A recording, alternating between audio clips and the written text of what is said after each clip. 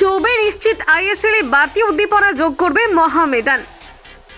সর্বভারতীয় ফুটবল ফেডারেশনের সভাপতি কল্যাণ চৌবে মনে করছেন, এক দশকের মধ্যে প্রথমবার ভারতীয় ফুটবলের শীর্ষ স্তরে মোহামেডান স্পোর্টিং ক্লাবের প্রত্যাবর্তন ইতিবাচক প্রভাব ফেলবে।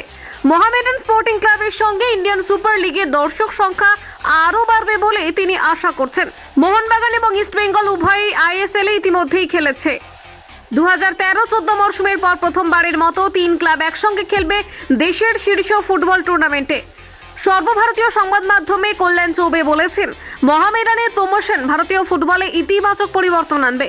আমরা যদি 90-এর দশক বা 90-এর দশকের মাঝামাঝি দিকে ফিরে যাই, ভারতে ফুটবল মানেই ছিল সারা দেশের টুর্নামেন্ট।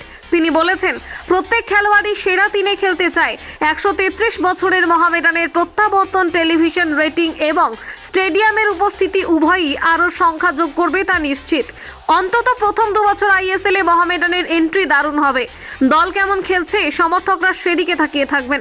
পারফরমেন্স ভালো না হলে আগ্রহ ধীরে ধীরে কমে যেতে পারে, কিন্তু প্রথম কয়েক বছর টেলিভিশনের ভিউয়ারশিপ ব্যাপক উদ্দীপনা থাকবে। এরপরেই তিনি জানিয়েছেন, এই মরশুমে আমি কমপক্ষে 4টি ক্লাব দেখেছি যারা আই লিগ জিততে দৃঢ় প্রতিজ্ঞ, কারণ তারা আইএসএল এর অংশ হতে চেয়েছিল। এটি একটি ইতিবাচক লক্ষ্য অর্জন করতে হবে। কলকাতা 24/7.in।